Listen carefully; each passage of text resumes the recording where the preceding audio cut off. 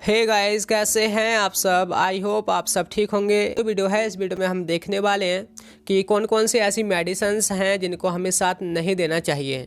यानी कि वो जब एक साथ दी जाती हैं तो आपस में इंटरेक्ट कर लेती हैं और उसके काफ़ी साइड इफ़ेक्ट होते हैं। तो उन्हीं मेडिसिन्स के कॉम्बिनेशन की आज हम बात करने वाले हैं। वीडियो काफ़ी नॉलेजेबल है और हेल्पफुल होगी आपके लिए, तो वीडियो को आपने लास्ट तक ज़रूर देखना है। कि बात करते हैं ड्रग इंट्रैक्शन। देखिए, मैंने पिछली वीडियो में भी आपको बताया था। मैं आपको बता दूं, इससे पहले मैंने इसका फर्स्ट पार्ट अपलोड कर दिया है, उसको आप देख सकते हैं। लिंक आपको आई बटन में मिल जाएगा या फिर डिस्क्रिप्शन में मिल जाएगा। तो देखिए, उसमें मैंने बताया था कि ड्रग इंट्रैक्शन क्या है। Drug interaction mean when two और more drugs alter each other's effect, यानी कि जब दो या दो से अधिक मेडिसिन एक दूसरे के इफेक्ट को चेंज कर देती हैं और उससे जो साइड इफ़ेक्ट का जो चांसेस है वो बढ़ जाते हैं, तो उसको बोलते हैं हम ड्रग इंट्रैक्शन। और ये जो ड्रग्स हैं या मेडिसिन्स हैं, ये या तो एक ही डिसीज़ की हो सकती हैं या फिर अलग अलग डिसीज़ की जो मेडिसिन्स है वो भी आपस में इंटरेक्ट कर सकती हैं और साइड इफ़ेक्ट हमें शो कर सकती हैं। तो देखिए, मैंने कुछ कॉम्बिनेशंस बनाए हैं, आपने वो मतलब लिख लेने हैं एक तरफ से, जहाँ से मतलब पहले छोड़ा था वहीं से कंटिन्यू करना है। तो देखिए, सबसे पहले जो हमारा कॉम्बिनेशन है मेडिसिन्स का वो है ACE inhibitor and potassium supplement. तो देखिए, जो ACE इनहिबिटर है ये मेडिसिन्स का ग्रुप है। पहले ना इन दोनों का हम यूज़ समझ लेते हैं, फिर आपको इनका मतलब यूज़ समझ आ जाएगा, फिर पता चल जाएगा कि क्यों एक साथ नहीं देना चाहिए। तो जो ACE इनहिबिटर हैं ये हमारे जो ब्लड प्रेशर है उसको कंट्रोल करती हैं, और जो हार्ट फेलर होता है उसको भी ट्रीट करने में काम आती हैं, और जो हमारी किडनी डिसीज होती हैं उनको भी ठीक करने में काम आती हैं। एग्जाम्पल आप इनके देख सकते हैं, जैसे कि वेनाजेप्रिल, लिसिनोप्रिल एंड इनलेप्रिल। तो ये हमारी ACE इनहिबिटर मेडिकेशंस हैं। अब देखिए, जो पोटेशियम सप्लीमेंट है वो क्या है। Potassium supplement is use to increase potassium level, यानी कि जब हमारे ब्लड में पोटेशियम लेवल कम हो जाता है या बॉडी में, तो उसको इंक्रीज करने के लिए हम पोटेशियम सप्लीमेंट लेते हैं। एग्जाम्पल जैसे कि potassium bicarbonate, potassium citrate, potassium chloride. तो ये इनका मतलब यूज़ है। अब देखिए, क्यों एक साथ नहीं देना चाहिए या फिर ये क्या इंट्रैक्शन करते हैं।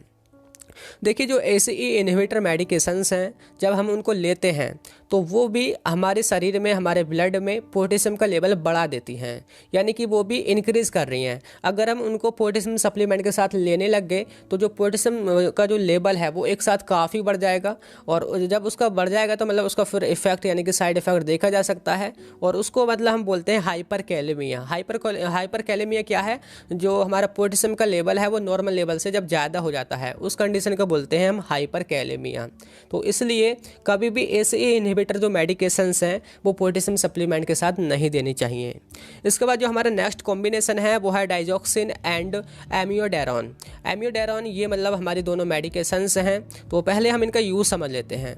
देखिए, जो डाइजॉक्सिन है ये जो है हार्ट फेलर, जो कंजेस्टिव हार्ट फेलर है उसको ठीक करने में, और जो हमारे हार्ट की जो बीट है उसको स्लो करने के लिए ये यूज़ होता है। ठीक है, यानी कि जब हार्ट की जो बीट है उनमें डिस्टरबेंस हो जाता है उसके रिदम में, तो उसके लिए हम डाइजॉक्सिन जो है उसको यूज़ करते हैं। और जो हमारा एमियोडेरॉन है इसका जो यूज़ है हम कार्डियक एरिथमिया में करते हैं। कार्डियक एरिथमिया बोले तो इरेगुलर हार्ट बीट, या फिर जो हमारे हार्ट की जो बीट है या तो ज़्यादा होंगी या फिर कम होंगी, तो उसमें हम एमियोडेरॉन का यूज़ करते हैं। तो देखिए, इसका इंट्रैक्शन क्या होता है या फिर क्यों एक साथ नहीं देनी चाहिए।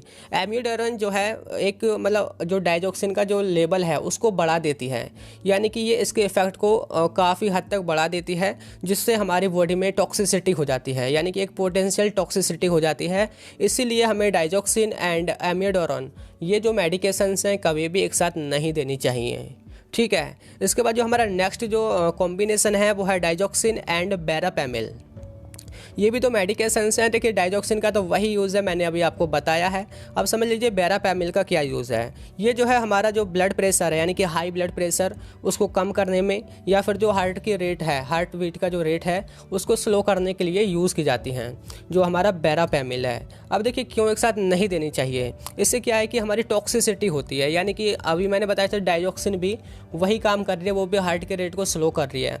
तो इनको अगर हम एक साथ लेते हैं तो ये मतलब बहुत ज़्यादा जो हार्ट का रेट है उसको कम कर देती हैं, बहुत स्लो कर देती हैं, यानी कि एक्सेसिव स्लोइंग कर देती हैं उसका जो हार्ट बीट है। तो इसलिए एक मतलब कंडीशन हो जाती है जिसको हम ब्रैडिकार्डिया बोलते हैं। ब्रैडिकार्डिया एक ऐसी कंडीशन है जब हमारा हार्ट बीट जो है मतलब बहुत कम हो जाता है। तो ये इसका साइड इफ़ेक्ट है। इसलिए ये जो दोनों कॉम्बिनेशन है मतलब इन दोनों मेडिसिन्स का, ये कभी भी एक साथ नहीं देना चाहिए।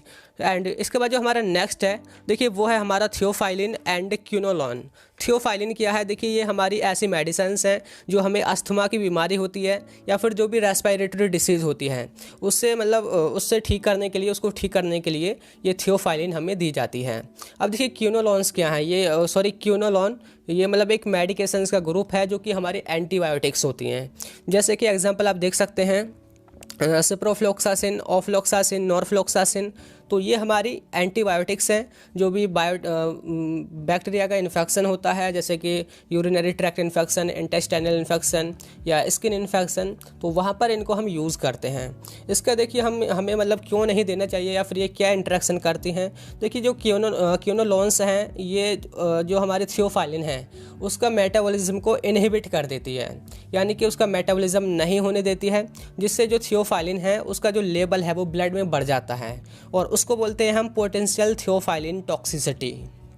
ठीक है, यानी कि वो मेटाबॉलिज्म नहीं होने देती हैं एंटीबायोटिक्स, जिससे उसका लेवल बढ़ जाता है और फिर उससे क्या होता है कि आपको सीजर्स वगैरह यानी कि दौरे जो वगैरह पड़ते हैं उनकी संभावना बढ़ जाती है। तो इसलिए ये मेडिकेशंस भी आपने कभी साथ नहीं देनी है। इसके बाद जो हमारा नेक्स्ट कॉम्बिनेशन है वो है वारफेरिन एंड मैक्रोलाइडस। तो ये हमारी दो मेडिकेशंस हैं। देखिए वारफेरिन का यूज़ कहाँ पे होता है, ये हमारी एंटीकोगुलेंट है। एंटीकोगुलेंट बोले तो जो ब्लड में क्लॉटिंग हो जाती है उसको ठीक करने में, यानी कि जो ब्लड का फ्लो है वो आसानी से हो सके, बोले तो ब्लड को पतला करने के लिए जो मेडिकेशंस दी जाती हैं वो मतलब वारफेरिन है, उसको हम एंटीकोगुलेंट बोलते हैं। और मैक्रोलाइडस जो है ये क्या है, ये हमारी एंटीबायोटिक्स हैं। ये भी एक हमारी मेडिकेशंस का ग्रुप है जो कि नॉर्मल जो भी हमारा बैक्टीरियल इन्फेक्शन हो जाता है उसको ठीक करने के काम आती हैं। एग्जाम्पल आप देखिए जैसे कि एजिथ्रोमाइसिन है, क्लैरिथ्रोमाइसिन है, एरिथ्रोमाइसिन है। ठीक है, और इसको हमें क्यों एक साथ नहीं देना चाहिए, यानी कि ये क्या इंट्रैक्शन करती हैं। देखिए जो मैक्रोलाइडिस है, जो हमारा वारफेरिन है, ये इसका जो मेटाबॉलिज्म है उसको रिड्यूस कर देती है, यानी कि ये भी इसका मेटाबॉलिज्म नहीं होने देती।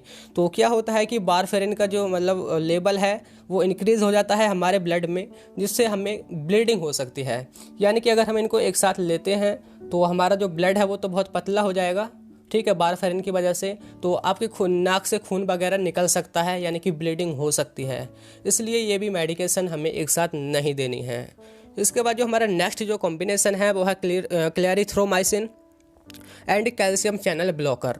तो ये जो कैल्शियम चैनल ब्लॉकर है ये हमारी मेडिकेशंस का ग्रुप है और क्लैरिथ्रोमाइसिन हमारी एंटीबायोटिक है, जो कि हमारे चेस्ट में इन्फेक्शन हो या फिर जैसे कि न्यूमोनिया वगैरह हो, ईयर इन्फेक्शन हो, यहाँ पर ये यूज़ होती है। तो कैल्शियम चैनल ब्लॉकर की बात करें, एग्जांपल आप देख लीजिए जैसे कि निफेडिपिन है, एम्लोडिपिन है, फेलोडिपिन है। तो ये हमारी हाइपरटेंसिव हैं। हाइपरटेंसिव यानी कि ब्लड प्रेशर को कम करने के लिए ये यूज़ होती हैं। तो इनका यूज़ हम यहाँ पे करते हैं। इंट्रैक्शन देख लीजिए, यानी कि क्यों एक साथ नहीं देनी है। अगर हम इनको एक साथ देते हैं यानी कि क्लैरिथ्रोमाइसिन को और कैल्शियम चैनल ब्लॉकर को, तो ये जो है हमारा जो ब्लड प्रेशर है उसको एक साथ कम कर देती हैं और इससे हमारा रेनल फेलर भी हो सकता है। तो ये इसके साइड इफ़ेक्ट है, इसलिए एक साथ नहीं देनी है। और इसके बाद देखिए जो हमारा लास्ट कॉम्बिनेशन है वो है नाइट्रोग्लिसरीन एंड सिल्डेनाफिल, या बोले तो टैडनाफिल, एबनाफिल, जिनके लास्ट में एफिल सफिक्स जुड़ा हो। तो इनका मतलब यूज़ समझ लेते हैं पहले। जो नाइट्रोग्लिसरीन है इसका जो यूज़ है हम एंजाइना यानी कि जो चेस्ट पेन होता है उसमें करते हैं। इसके साथ साथ कोरोनरी आर्टरी डिसीज़, यानी कि जब ब्लड वेसल्स जो कि हमारे हार्ट को ब्लड पहुंचाती हैं जब वो नैरो हो जाती हैं, यानी कि मतलब उनका डायमीटर कम हो जाता है, तो तब इसका यूज़ करते हैं हम इस मेडिसिन का। और जो हमारी दूसरी है टैडनाफिल, एबनाफिल या सिल्डेनाफिल, तो ये जो है हमारी इरेक्टाइल डिसफंक्शनिंग में यूज़ होती हैं। इरेक्टाइल डिसफंक्शनिंग हिंदी में बोले तो नपुंसकता, ठीक है, तो ये यहाँ पे यूज़ होती हैं। अब देखिए इनको हमें एक साथ क्यों नहीं देना चाहिए, यानी कि क्या इंटरेक्शन ये करती हैं। देखिए ये जो है हमारा ब्लड फ्लो को बढ़ा रही हैं दोनों, ठीक है, वो भी वहाँ पे ब्लड फ्लो बढ़ा रही है हमारी नाइट्रोग्लिसरीन और वो भी। तो होता क्या है अगर हम इसको एक साथ लेते हैं तो जो हमारा सीवियर हाइपरटेंशन है तो वो मतलब उसके चांसेस बढ़ जाते हैं। हमें हाइपोटेंशन यानी कि हमारा ब्लड प्रेशर एक साथ रिड्यूस हो जाता है। तो इसलिए हमें ये जो मेडिकेशंस हैं कभी भी एक साथ नहीं लेनी चाहिए। तो ये हमारे कुछ कॉम्बिनेशंस थे। आई होप आपको समझ आ गए होंगे कि कौन सी मेडिसिन किसके साथ नहीं लेनी है। अगर आपको नेक्स्ट पार्ट चाहिए तो आप कमेंट करना, और कैसी लगी वीडियो आप लाइक करना, आपके जो क्लासमेट हैं उनके साथ शेयर करना। फिर मिलते हैं जल्दी ही नेक्स्ट वीडियो में, तब तक के लिए bye bye, thank you, have a nice day.